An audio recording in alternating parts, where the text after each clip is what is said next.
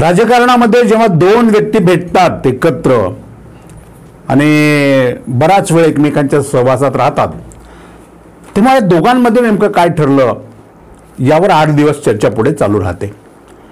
महाराष्ट्रामध्ये तर अशी घटना घडली आहे की एका पवित्र गडाचे गणपती किंवा महंत नामदेव शास्त्री आणि राज्याचे अन्न आणि नागरी पुरवठा मंत्री धनंजय मुंडे हे गडावर एकत्र भेटले म्हणण्यापेक्षा धनंजय मुंडेंनी गडावर एक रात्र घालवली आणि मग नामदेव शास्त्रींनी त्यानंतर पत्रकार परिषद घेऊन या आपल्या परमशिष्याला क्लीन चिट दिली की धनंजय मुंडे असे नाहीत वगैरे वगैरे, किंवा धनंजय मुंडे यांना टार्गेट केलं जातं असाही आरोप त्यांनी केला, राजकारण्याने करावा तसा, किंवा त्यांच्यावर मीडिया ट्रायल चालवली जाते असाही आरोप त्यांनी केला। धनंजय मुंडेंच्या डोळ्यामध्ये त्यांना करुणा दिसली, दुःख दिसलं, बऱ्याच गोष्टी दिसल्या। आणि महाराष्ट्रामध्ये नामदेव शास्त्री जे की पवित्र अशा भगवानगडाचे महंत आहेत ते मुंडे प्रकरणामध्ये पुढे का आले, मुंडेंच्या बचावासाठी त्यांनी पत्रकार परिषद का घेतली, या पाठीमागे नेमका कोणाचा हात आहे, मुंडे आणि नामदेव शास्त्री यांच्यामध्ये काय नेमकं ठरलं आणि कुठल्या कारणास्तव त्यांनी बाहेर येऊन आपलं आत्तापर्यंत जे जीवन होतं हे संपूर्ण जीवन किंवा कीर्तन प्रवचनाच्या माध्यमातून त्यांची निर्माण झालेली प्रतिमा पणाला लावून धनंजय मुंडेंचा बचाव करण्याचा प्रयत्न केला, हा कशासाठी, या विषयावर आपण बोलणार आहोत। नमस्कार, मी राजू पाटील आणि आपण पाहताय दरिंगल लाईव्ह। पत्रकारितेमध्ये कधी कोणावर बोलायची पाळी येईल खरंच सांगता येत नाही। भगवान गडासारख्या गडाच्या महंतांवर आपण 2 शब्द बोलावेत आणि महंत आपलं चुकलं म्हणावं अशी वेळ आपल्यासारख्या सामान्य माणसावर यावी याचं मनस्वी दुःख आहे, परंतु दुःख आहे म्हणून बोलायचं नाही का असाही प्रश्न आहे।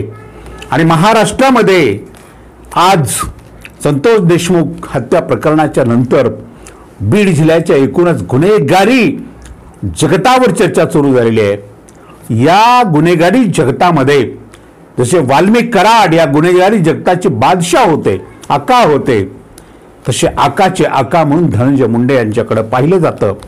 आणि याच धनंजय मुंडेला नामदेव शास्त्रींनी क्लीन चिट दिलेली आहे की धनंजय तसे नाहीत, ते कोणाकडून असे खंडणी वगैरे मागणारे नाहीत, खुनामध्ये त्यांचा काही सहभाग नाही, असे वगैरे वगैरे वगैरे त्यांनी काही सांगितलं। खरं म्हणजे नामदेव शास्त्री आपण न्यायाचार्य आहात, आपली प्रवचने कीर्तने महाराष्ट्रानं ऐकलेली आहेत। आपल्याकडे बघितल्यानंतर असं वाटतं की साक्षात संत ज्ञानेश्वर आपल्या मुखाने पुन्हा एकदा ज्ञानेश्वरी महाराष्ट्राला सांगतायत असा भाव निदान आमचा होता, माझा तरी होता।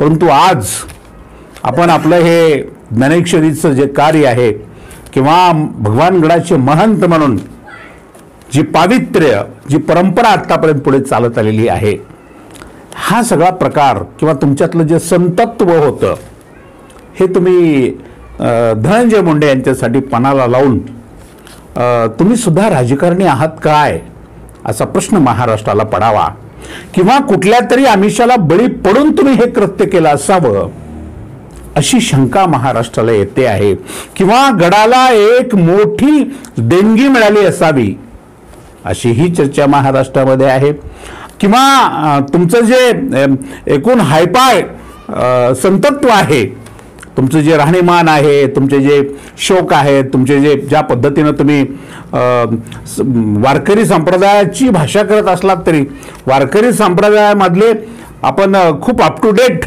असे संत आहात, या सगळ्या गोष्टीचा विचार केल्यानंतर धनंजय मुंडे यांची आणि आपली काय चर्चा झाली यापेक्षा सुद्धा आपल्याला धनंजय मुंडेंनी काय दिलं याची सुद्धा चर्चा महाराष्ट्रामध्ये सुरू झालेली आहे।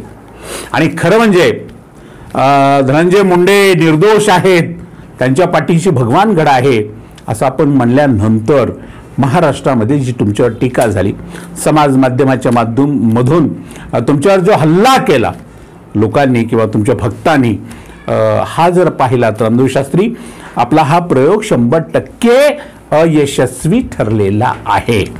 तुम्ही धनंजय मुंडेंचा बचाव करण्यासाठी गेलात खरे, परंतु धनंजय मुंडे अधिक अडचणीत त्यामुळे आलेले आहेत आणि तुम्ही स्वतः अधिक अडचणीत आलेले आहात.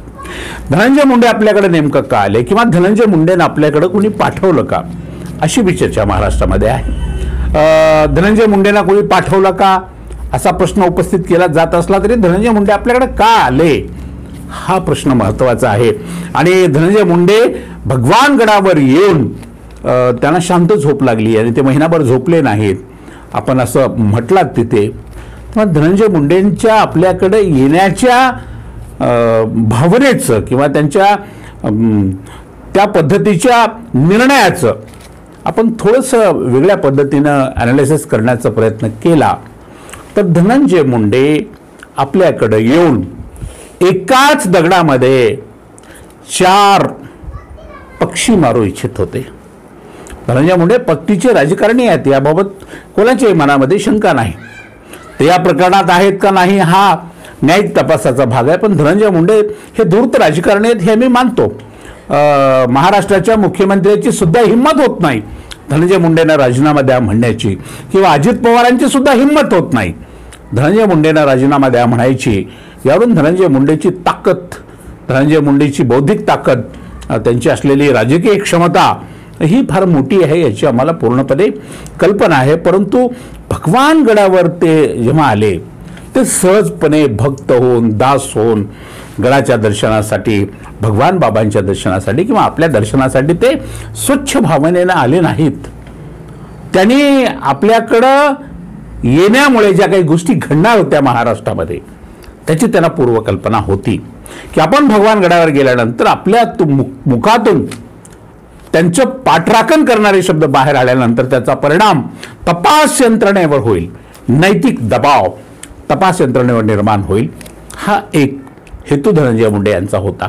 तर दुसरीकडे देवेंद्र फडणवीस आणि अजित पवार यांच्यावरही आपल्या या विधानाचा नैतिक दबाव निर्माण होईल यासाठी ते आपल्याकडे येण्याचा त्यांचा दुसरा हेतू होता. जे पक्षातले किंवा विविध पक्षातले आमदार आता धनंजय मुंडेंनी राजीनामा द्यावा या मताशी सहमत आहेत, या मताशी सहमत असलेल्या लोकांच्यावर सुद्धा एक प्रकारचा नैतिक दबाव निर्माण होईल यासाठी त्यांनी भगवानगड गाठलेला होता. आणि सर्वात महत्त्वाची गोष्ट म्हणजे जो समाज आहे वंजारा समाज, भगवानगडाला अतिशय जीवाभावापासून मानणारा समाज आहे. या समाजामध्ये धनंजय मुंडे यांच्याविषयी जे वातावरण निर्माण होत चाललेलं होतं की वंजारा समाजाला बदनाम केला धनंजय मुंडेंनी, ही जी भावना वंजारा समाजाची होती किंवा वंजारा समाजातल्या अनेकांना धनंजय मुंडेच्या टोळीचा त्रास आहे यासाठी लोक जे आता बोलू लागलेले होते, त्या समाजावर एक नैतिक दडपण निर्माण व्हावं, दबाव निर्माण व्हावा असा त्यांचा प्रयत्न होता. आणि या 4ही गोष्टी धनंजय मुंडेंनी यशस्वीपणे पार पाडलेल्या आहेत. की भगवानगडाचा जेव्हा यांना पाठिंबा मिळतो तेव्हा आध्यात्मिक क्षेत्र म्हणून नव्हे तर या गडाला मानणारा महाराष्ट्रामध्ये एक वर्ग आहे, संप्रदाय आहे, एक समाज आहे. आणि हा संपूर्ण समाज हा धनंजय मुंडे यांच्या पाठीशी आहे असं दाखवण्याचा जो प्रयत्न केला तो यशस्वीच झाला म्हणायचा पुन्हा एकदा.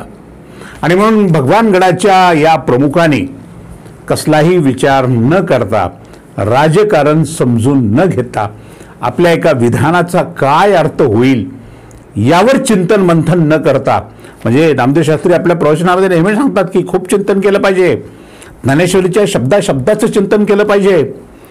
आपण किती वेळा सांगितलेलं आहे, पण धनंजय मुंडे आपल्याकडे का आले असावेत याचं चिंतन आपण केलं नाही. धनंजय मुंडेने आपल्याला जे काही सांगितलं, आपल्याला भावनात्मक दृष्ट्या जो आपल्यावर प्रभाव टाकला आणि आपल्या मुखातून चुकीचं समर्थन मिळवून घेतलं त्याचं चिंतन आपण केलं नाही. त्यामुळं महाराष्ट्रामध्ये नामदेव शास्त्री या नावाभोवती असलेलं न्यायाचार्य अशा प्रकारचं जे वलय होतं, किंवा वारकरी संप्रदायातला एक अत्यंत नामवंत व्यक्ती, ज्यांचा आदर करावा असा व्यक्ती, पूज्य व्यक्ती, अशी जी आपली नामदेव शास्त्रींची प्रतिमा होती, ही प्रतिमा धनंजय मुंडेंनी पूर्णपणाने उद्ध्वस्त करून टाकलेली आहे. आणि त्याची जाणीव नामदेव शास्त्रींना झाली नाही, हे फार मोठं दुर्दैव आहे. मला असं वाटतं की नामदेव शास्त्रीचा आपण जेव्हा अभ्यास करतो तेव्हा नामदेव शास्त्री हे अत्यंत विद्वान आहेत. त्यांना या संपूर्ण गोष्टीची कल्पना होती की धनंजय मुंडे जर केवळ गडावर आले, या एका गोष्टीनं महाराष्ट्रामध्ये काय रान पेटेल याची त्यांना कल्पना होती. तरी सुद्धा त्यांनी अशा पद्धतीची हिम्मत केलेली आहे आणि धनंजय मुंडेंची पाठराखण करण्याचा प्रयत्न केलेला आहे. आता तशी पाठराखण झाल्यामुळे नामदेव शास्त्रीकडून धनंजय मुंडे निर्दोष आहेत असं होत नाही. त्यांचं दोषत्व अथवा निर्दोषत्व हे सिद्ध व्हायचं आहे, त्याला वेळ लागेल. किंवा केवळ नामदेव शास्त्रींना आणि त्यांच्या भगवानगडाला मानणारा एक संप्रदाय धनंजय मुंडे यांना क्लीन चिट देतो आहे असं जाहीर केल्यामुळं धनंजय मुंडे निर्दोष सिद्ध होत नाहीत. कारण हा महाराष्ट्र, हा 14 कोटी लोकसंख्या असलेला हा महाराष्ट्र आहे.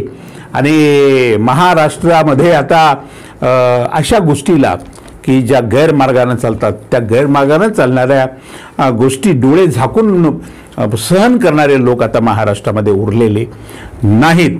ज्या पद्धतीनं महाराष्ट्राने संतोष देशमुखच्या पाठीशी खंबीरपणाने उभं राहण्याचा निर्णय घेतला, किंवा महाराष्ट्राने बीड जिल्ह्यातली गुंडगिरी उखडून काढण्यासाठी बीड जिल्ह्याची गुंडगिरी उखडून काढणाऱ्या लोकांच्या पाठीमागं उभं राहण्याचा जो महाराष्ट्राने निर्णय घेतलाय तो निर्णय अत्यंत महत्त्वाचा आहे. नामदेव शास्त्री, आपण ह्या प्रकरणामध्ये पडून आणि अशा पद्धतीचं विधान करून तुमची स्वतःची उंची तुम्ही कमी केलेली आहे. तुम्ही जी ज्ञानेश्वरी आतापर्यंत सांगत आलात, ज्ञानेश्वरीच्या शब्दांचे अर्थ आपण सांगत आलात, ते आपलं सांगणं आज आपण पूर्णपणे पाण्यात घातलेलं आहे. एक संत म्हणून आपल्याकडे पाहण्याची जी दृष्टी महाराष्ट्राची होती, ही दृष्टी आपण स्वतः जाणीवपूर्वक बदलून टाकलेली आहे. गडाचं पावित्र्य अबाधित आहे, गडाची परंपरा अबाधित आहे. नामदेव शास्त्री या तुमच्या पुढच्या ज्या काही पूर्वीच्या पिढ्या होत्या त्या प्रत्येक काय म्हणू आपण त्याला, संताबद्दल महाराष्ट्रामध्ये खूप मोठा आदरच होता आणि तो आदर कायम राहील. फक्त आपल्याबद्दल, नामदेव शास्त्री या व्यक्तीबद्दल महाराष्ट्रामध्ये आता काही फारशी चांगली चर्चा आज होत नाही. आणि ही गोष्ट नामदेव शास्त्री आपल्या दृष्टीने नसेल, परंतु ज्या संप्रदायाचा आपण वारंवार गौरव करत आलेला आहात, उदो करत आलेला आहे, त्या संप्रदायाला सुद्धा आपल्या या भूमिकेनं धक्का लागलेला आहे. वारकरी संप्रदायाची आपण वारंवार चर्चा करता. वारकरी संप्रदाय अशा पद्धतीचा संप्रदाय नाही की तो चुकीच्या व्यक्तीचं समर्थन करण्यासाठी, किंवा एखादा माणूस जेव्हा सामाजिक दृष्ट्या आरोपीच्या पिंजऱ्यामध्ये उभं राहतो तेव्हा त्याला क्लीन चिट देणारा वारकरी संप्रदाय नक्कीच नाही. वारकरी संप्रदायाची परंपरा, वारकरी संप्रदायाचं पावित्र्य, वारकरी संप्रदायाचं महत्त्व हे खूप वेगळं आहे, तुमच्या विचारापेक्षा सुद्धा खूप वेगळं आहे. आणि आत्तापर्यंत आपण जे भाष्य करत आलेले आहात ते भाष्य खरं होतं की काल जे तुम्ही तुमच्या मुखातून धनंजय मुंडे यांच्या पाठीमागे भगवानगड खंबीरपणे उभा आहे असं म्हणल्यानंतर जी तुमची भावना आहे समाजाकडे पाहण्याची, माणसांच्याकडे पाहण्याची, ही भावना सुद्धा पूर्णपणे उघडकीस पडलेली आहे. धनंजय मुंडेंनी काय हाताला काहीतरी सलाईन घेतलं, त्यातून रक्त येत होतं एवढंच आपण पाहिलं आणि तुम्ही हळहळलात. पण संतोष देशमुखचे तुकडे तुकडे करून मारले त्याचं तुम्हाला काहीच वाटलं नाही. यावरून तुम्ही किती ढोंगी संत आहात ही गोष्ट सुद्धा महाराष्ट्राला पूर्णपणाने आज या निमित्तानं कळून चुकलेली आहे. महाराष्ट्र आपल्या विधानाचं कधीच समर्थन करणार नाही, कधीच समर्थन करणार नाही. आणि आपल्याप्रती महाराष्ट्र जो आदरभाव ठेवून होता तो आदरभाव यापुढच्या काळामध्ये नक्कीच ठेवणार नाही. अशी परिस्थिती आपण स्वतः आपल्या हाताने करून घेतलेली आहे. धनंजय मुंडे दोषी आहेत का नाही त्यासाठी यंत्रणा काम करतायत, तर त्या काम करणाऱ्या यंत्रणेवर अशा प्रकारचा धार्मिक, आध्यात्मिक, नैतिक दबाव टाकण्याचा प्रयत्न आपण अजिबात करू नये या पुढच्या काळामध्ये. आणि हे लोकशाहीच्या दृष्टीने, राज्यातल्या कायदा आणि सुव्यवस्थेच्या दृष्टीने योग्य होणार नाही याची जाणीव पूर्णपणे आपण ठेवली पाहिजे. धनंजय मुंडेंनी त्याचा स्वार्थ या प्रकरणामध्ये साधून घेण्याचा प्रयत्न केला. ते स्वतःही फसलेच आहेत तसे. एका दगडात चार पक्षी मारावेत ही त्यांची जी भूमिका होती, ही भूमिका सुद्धा फसलेली आहे. तुमची भूमिका फसलेली आहे. तुम्ही दोघेही महाराष्ट्राच्या समोर या माध्यमातून उघडे पडलेले आहात. आज इतकंच. अशाच महत्त्वाच्या प्रश्नांवर रोखठोक भाष्य ऐकण्यासाठी पाहत रहा रिंगण लाईव्ह, आवाज महाराष्ट्राचा.